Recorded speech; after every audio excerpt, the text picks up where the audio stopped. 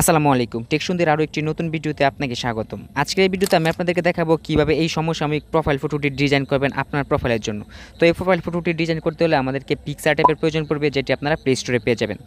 তো চলুন চলে যাই মূল টিউটোরিয়ালে।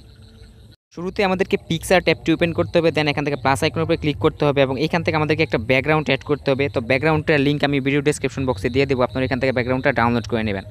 দেন আপনার সামনে ঠিক এইরকম একটি ইন্টারফেস চলে আসবে। তারপরে এইখান থেকে জাস্ট অ্যাড ফটো অপশনে ক্লিক করবেন এবং এইখান থেকে আপনাকে একটা ব্যাকগ্রাউন্ড রিমুভ করা ফটোর প্রয়োজন পড়বে, যেটা আপনার চাইলে রিমুভ বিজি ওয়েবসাইট থেকে খুব সহজে করে নিতে পারবেন। দেন এবার এই ফটোটাকে আপনারা এইখানে অ্যাডজাস্ট করে বসিয়ে দেবেন।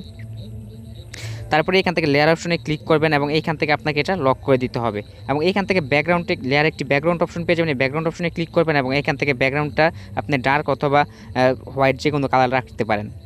দেন এখান থেকে এবার লেয়ার অপশনে ক্লিক করবেন। তারপরে এইবার এইখান থেকে স্টিকার অপশন পেয়ে যাবেন, স্টিকার অপশনে চলে আসবেন এবং এখানে একটি সার্চ বার পেয়ে যাবেন। এখানে লিখে সার্চ করবেন ব্ল্যাক শ্যাডো।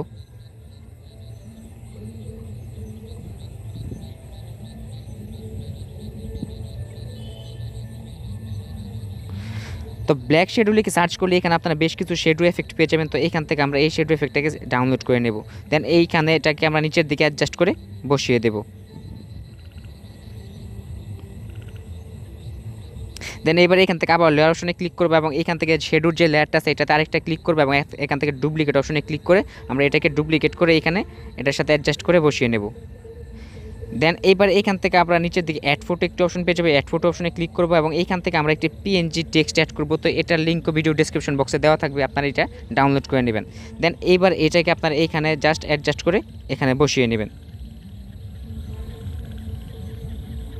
তো এইভাবে আমাদের প্রোফাইলটা মোটামুটি রেডি। তারপরে এখান থেকে জাস্ট টিক মার্কে ক্লিক করবেন এবং এইখান থেকে ডাউনলোড আইকনে ক্লিক করে জাস্ট এটা আপনার গ্যালারিতে সেভ করে নেবেন।